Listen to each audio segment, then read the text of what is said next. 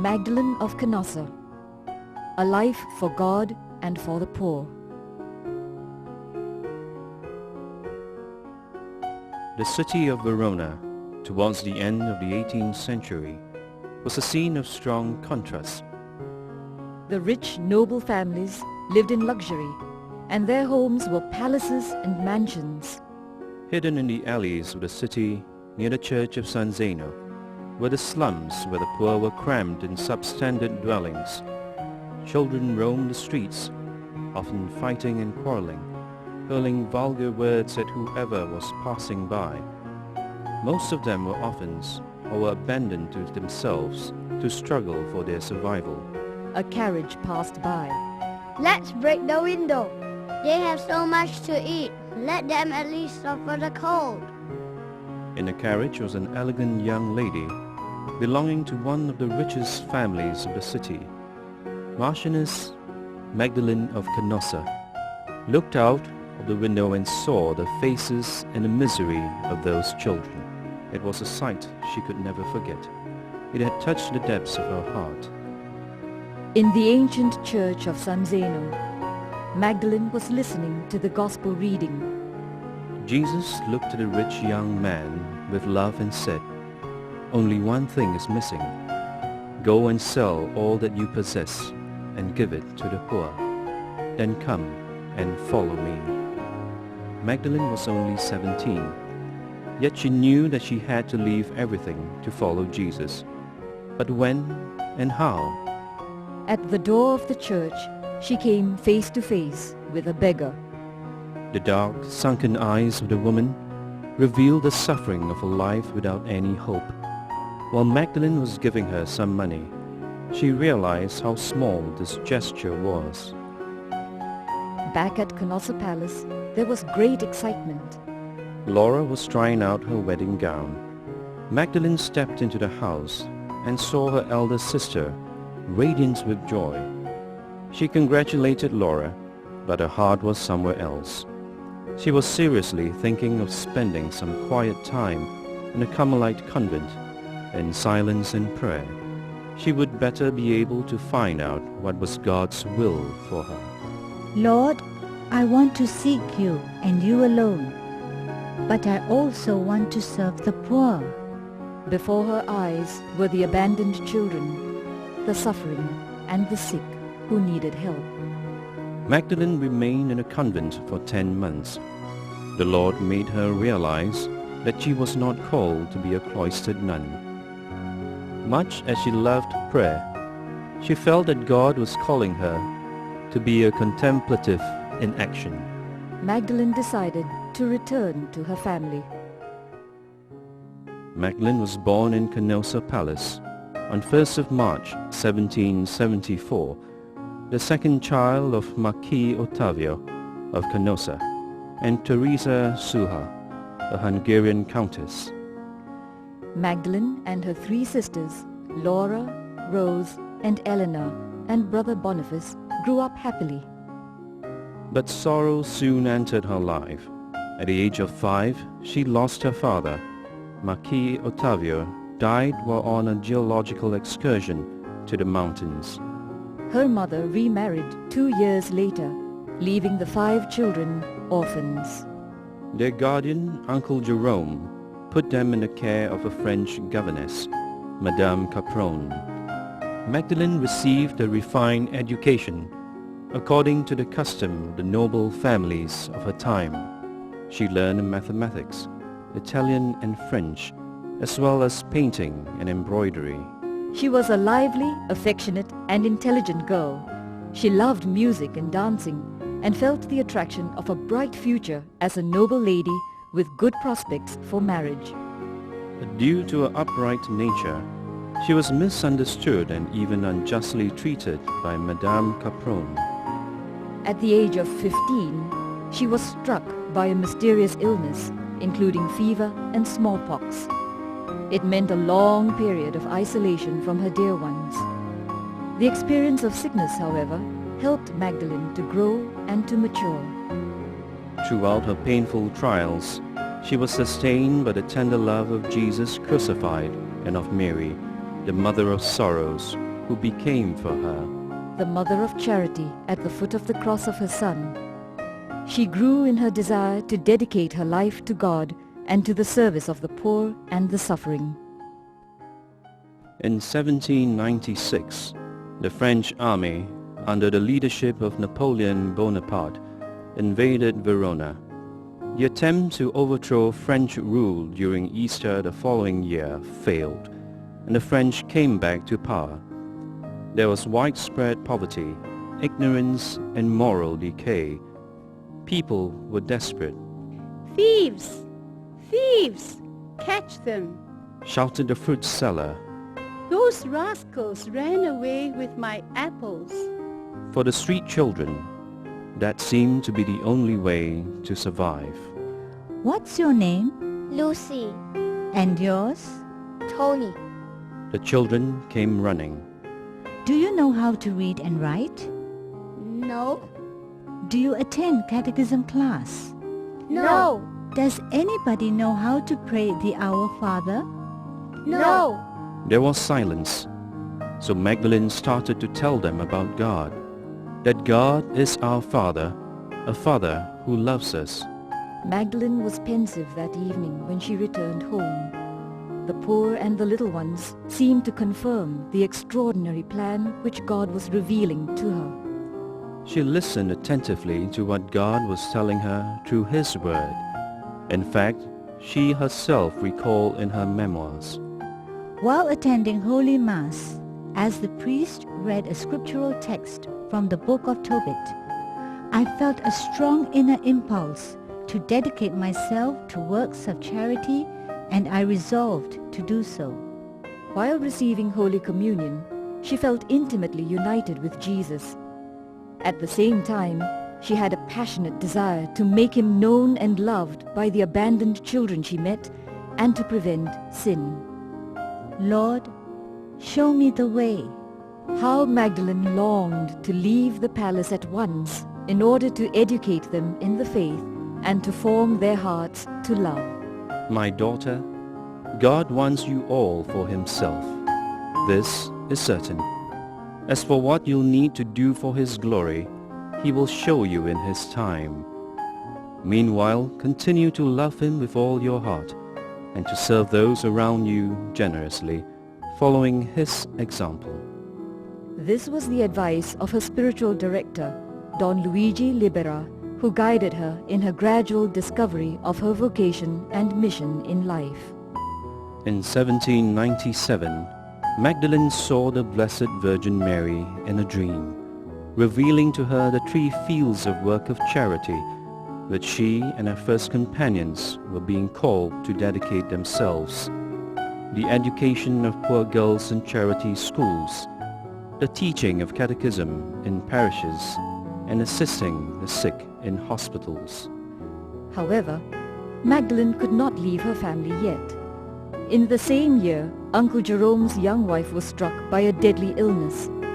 At her deathbed, she entrusted her baby, Charles, to Magdalene, who accepted to be a mother to her little cousin. She also had to look after her sick granduncle and take over the heavy responsibility of managing the household and the extensive family properties.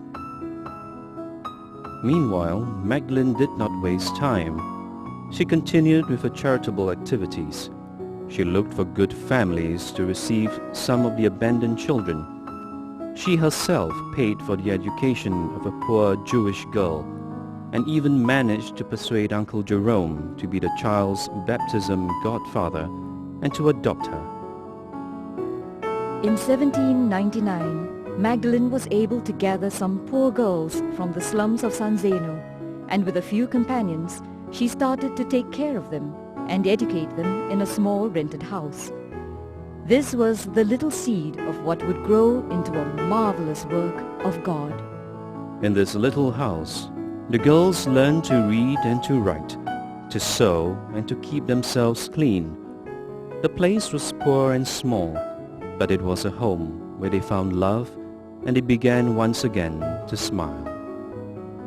Take some hot chicken soup. I prepared it myself. It's good for you. Look, I brought you some clean clothes. Let me help you. Magdalene's generosity knew no limits.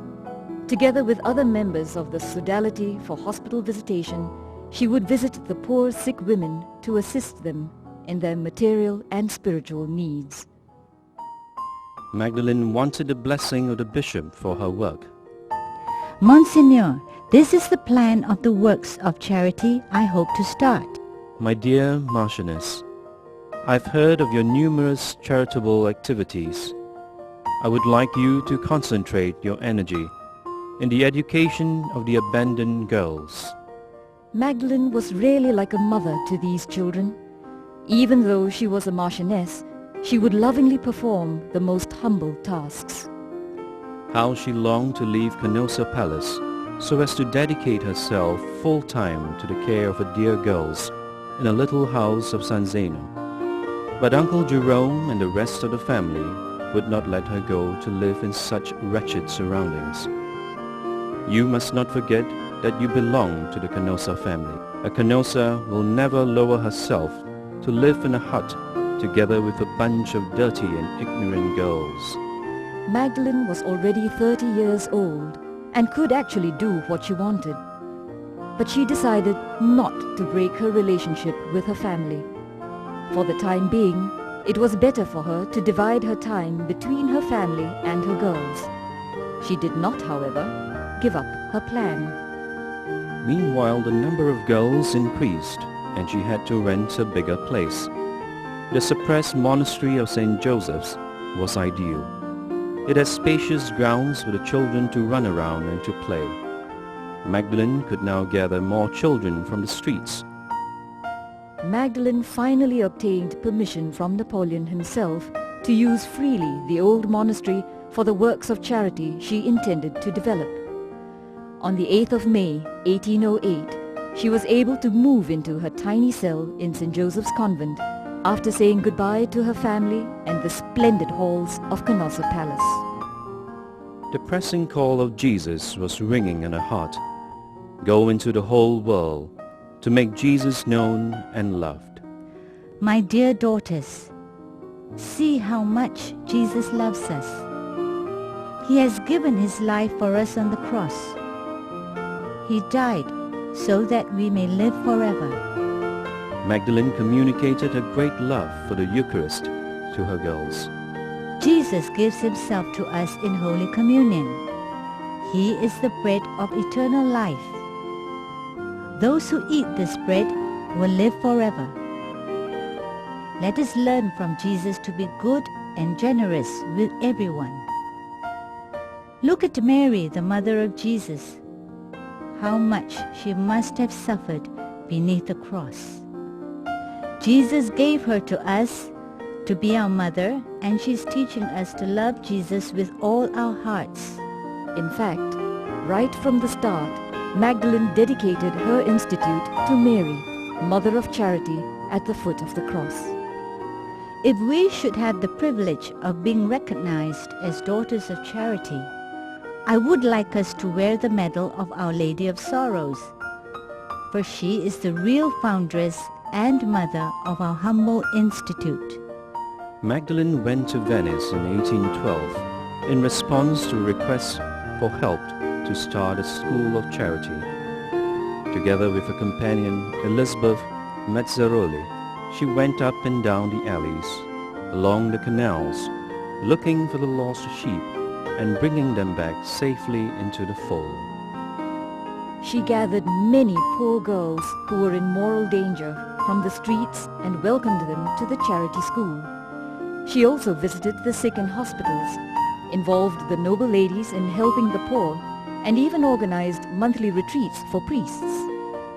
Wherever she went, with her typical Veronese sense of humor, the air of Montebaldo, she brought joy and laughter. One day, Magdalene witnessed a scene of an 11-year-old girl showing her tantrums. Her teachers were unable to control her. Magdalene observed the girl intensely. To everybody's surprise, she said to the teachers, Forgive her. One day, this girl will become a daughter of charity. What? She'll burn the convent if she joins us. Not only will she become a religious in our institute, she will assist me in the last years of my life and at the moment of my death. And years later, this really took place. Look and do like me. Jesus became obedient unto death, death on the cross. While she was in Venice, Magdalene had a new mystical encounter with Jesus. Contemplating her crucified Lord, she wrote years later, I experienced an inner stirring, and I felt urged to follow the crucified Christ who breathed nothing but charity. Magdalene saw beyond the sufferings of Jesus, the expression of the greatest love. Calvary was for Magdalene the Mount of Lovers, where Jesus on the cross breathed nothing but charity.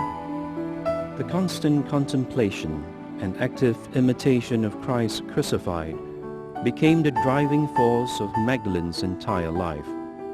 She understood that she too must breathe nothing but love for those who were in need. Charity is a fire that spreads out to embrace all. Magdalene was soon called to set up new foundations in other parts of Italy. In the big city of Milan in 1816, in Bergamo in 1820, and in the city of Trent in 1828. Everywhere, the door of the Canossian convent was always open to the poor and the little ones, because they had the right to enter. It was their house. Ever ready to respond creatively to the greatest need of her time, she looked for collaborators among the lay women who would go where the religious sisters were unable to go. She designed residential training courses for country teachers, young women who would be apostles of charity in their own towns and villages. Many other young women, sharing in the vision of Magdalene, came to join her. They formed a community of religious sisters who combined deep prayer life with active apostolic service to the poor. Our vocation is that of the daughters of charity, servants of the poor. We must not only love God with all our hearts and our neighbor as ourselves, but we must love them as Jesus has loved them. He loved them till the sacrifice of himself on the cross. We shall wear a simple uniform as a sign of our consecration to the Lord. Magdalene wanted her community to be at the service of the church. She requested and obtained the official approval of Pope Leo XII for her institute on 23 December 1828. But in her heart she had always wanted to start also a community of priests and lay brothers who would care for the boys. While in Milan, Magdalene met a young carpenter, Joseph Cassana from Bergamo, who had a great passion for gathering young boys for Sunday school and teaching them catechism. Magdalene invited Joseph and his friend, Benedict Belloni, to start works of charity for the numerous boys who roamed the streets. See, God needs you, not as carpenters, but as sons of charity to make Jesus known to the poor boys of Venice, so that they may love him. The religious community for men was started in Venice in 1831. Magdalene had the great joy of obtaining the approval of Pope Gregory XVI for the Institute of the Canossian Sons of Charity the following year. Joseph and Benedict were tireless in making Jesus known and loved by the boys at their catechism classes. In the evening, they taught the boys how to read and write and were always available to listen to their problems. In short, they were like fathers to them. They invented new games, organized competitions, and even played football with the boys. Instead of roaming the streets, more and more boys were running to the youth center. Without fail, every evening before going home, the boys would join Joseph and Benedict for prayer. Attracted by their example, some of them even asked to remain. So Magdalene's dream for her sons of charity slowly and steadily became a reality. Magdalene's intense apostolic and charitable works rapidly weakened her frail body, already worn out by the hardships of a poor life and frequent traveling. 10th of April, 1835. It was Friday in Passion Week.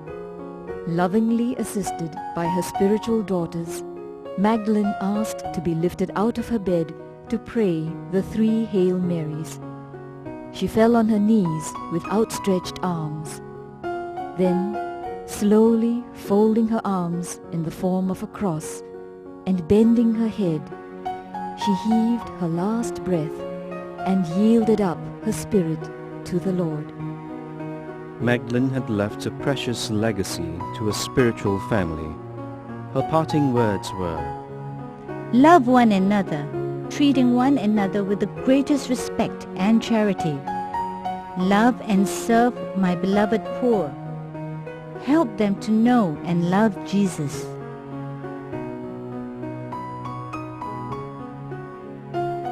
We shall meet again in heaven. Magdalene's charity was universal. Her missionary spirit is clearly manifested in her readiness to go even to the North Pole or to the land of the whales to make Jesus known. She said, I offered myself to the Lord, ready to go anywhere in the world in order to serve Him. It was in 1860 that the missionary yearning of Magdalene became a reality. The first group of Canossian Sisters reached Hong Kong from Italy after a dangerous journey of 44 days by sea. There they started orphanages and schools and soon moved into Macau and mainland China. From there, the charism of charity spread like a fire to embrace the whole world. Today there are over 3,000 Canossian Sisters spread over 34 countries in 5 continents. The Canossian Sons of Charity are now in Italy, Brazil, the Philippines and India. The Canossian family also includes an extensive network of lay Canossians, secular missionaries, lay missionaries, Canossian educators and collaborators, as well as international volunteers who find in the Canossian spirituality the impetus to live their lives meaningfully, inspired by the example of Jesus crucified, the greatest love.